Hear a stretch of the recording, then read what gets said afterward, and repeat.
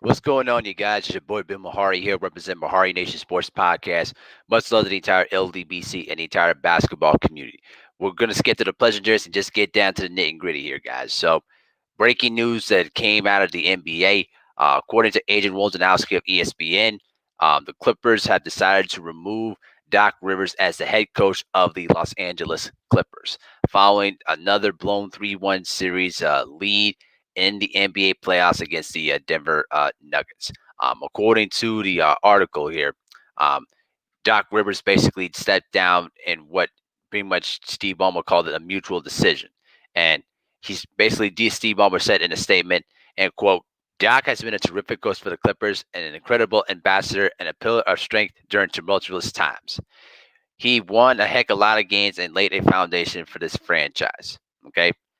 Now, when Doc Rivers pretty much basically received the message about his departure, he pretty much went on Twitter and pretty much said, and quote, "Thank you, Clipper Nation, for allowing me to be your coach and for all your support in helping making this a winning franchise. When I took this job, my goals were to make this a winning basketball program and a free agent destination and bring a championship to this organization. While I was able to accomplish most of my goals, I won't be able to see them all through. It was a disappointing end to our season. You are right there, and I know what this team is capable of accomplishing with your support. Thank you to all the players, coaches, and staff for helping us get there. Most importantly, thank you to the fans. We went through a lot, and I'm grateful for my time here. So pretty much it's pretty much a given thing, guys. Listen, after he basically blew another 3-1 lead in the playoffs against the Denver Nuggets, you knew that his days were numbered. Now, originally the reports were pretty much consistent of the fact that he was going to previously stick around as the coach of the LA Clippers. I basically believed it, but in the back of my mind, you kind of had the sense that it was only be a matter of time before you know the that the Clippers and Rivers were going to probably split from each other. Because listen, there's no freaking way that you could still be the coach of this team and have two, not just two, but three blown 3-1 leads on your resume. Okay, now when you rewind back to Doc Rivers' coaching career back when he was in Orlando, okay, 2003, he when he was the coach of the Magic, he was up 3 games to 1 against the Detroit Pistons and went on to blown out in all three of the last games of that series when the Pistons won the series in seven. 2009, it was a year he after the Celtics won the championship. Okay, they basically blew a 3-2 lead against the Orlando Magic. Now, bearing that they had no Kevin Garnett because he was dealing with a knee injury, but still, it's another 3-2 blown lead. Then in the NBA Finals the next year in 2010, he too also blew a 3-2 lead, which was meant getting blown out in Game 6 and losing a nail biter in Game 7. Then in the 2012 Eastern Conference Finals, after basically Paul Pierce hit the big shot to pretty much push the Celtics to a huge Game 5 victory in Miami, what happened after that when the series went to Boston? LeBron James dropped 45 points, and the series went down to Game 7, in which the Heat pretty much took care of business with them in Game 7. Okay, then the two big blown 3-1 leads when he was coach of the Clippers. You rewind back to 2015 against the Houston Rockets, when you were up by as many as 19 points and you were outscored, was it 40-24 in the fourth quarter of play, as Josh Smith, Corey Brewer, and Jason Terry were raining threes all over the building. And the worst part was James Harden was on the bench for that entire comeback. Okay, because the then coach Ken McHale had the courage to keep the starting five that started the fourth quarter on the floor to finish out the game, and boy, did that worked out well. And the Rockets went on to win Game 7. Then you look at the Nuggets comeback against the Clippers. You knew you knew there was going to be a lot of criticism, coming to Doc Rivers' way. When you look at all that statistics, he has coached six teams that have either blown a 3-1 lead or a 3-2 series lead. And his playoff record is not impressive enough. Ever since, throughout his entire coaching career, okay, he has only won 91 playoff games and pretty much won 91 out of and 80 and lost 89 games. That's not a good playoff percentage. Okay. Now, it is worth noting that Doc Rivers is pretty much with 943 wins is pretty much 11th all time in terms of of head coaches. But the bottom line is this: you cannot be the head coach of that team and have three blown 3-1 leads on your resume. And the fact that the fact that people felt that he was going to stay as the coach of the Clippers is like beyond absurd.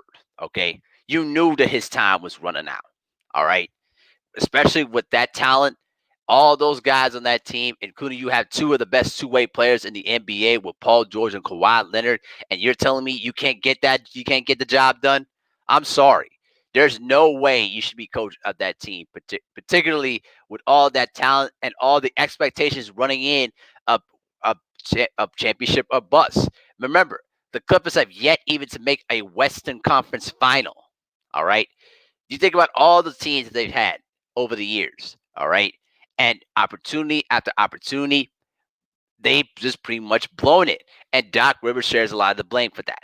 And I hate to be the bearer of bad news for a lot of the Doc Rivers apologists, but now the argument is pretty much laid out there because I avoided this argument even to myself, but now it's more logical. Pretty much Doc Rivers was basically riding off of the coattails of that 2008 NBA championship with the Celtics, all right? But now the criticism is pretty much warranted because now you could look back at that time and think that Tom Thibodeau was actually the man running the ship of that championship team, and they won the title in spite of Doc Rivers, not because of Doc Rivers. And after Tom Thibodeau left Boston to take the head coaching job of the Chicago Bulls, Doc Rivers never reached another NBA Finals again after 2010. All right, listen, you have to admit to yourself to this, okay?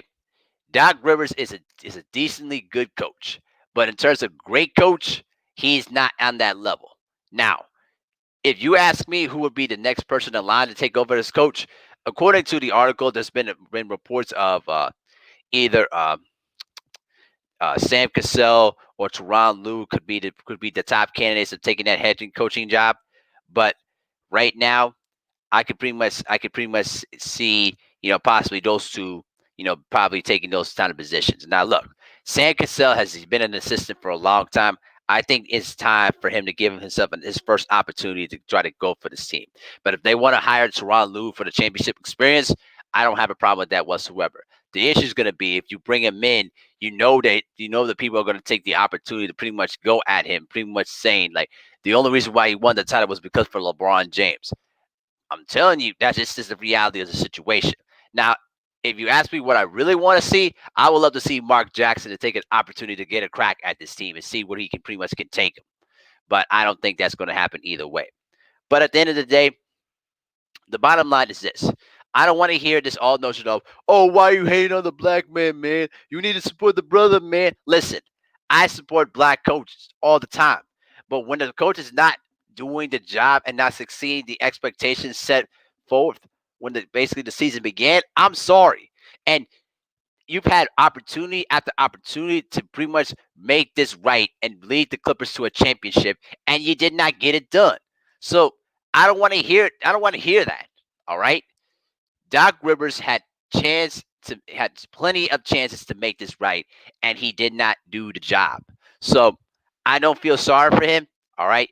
You can miss me with your fake arguments, but the bottom line is Doc Rivers deserved to be removed as head coach of the Clippers. And now I'm hearing reports that he could probably be the top candidate for the Philadelphia 76ers job.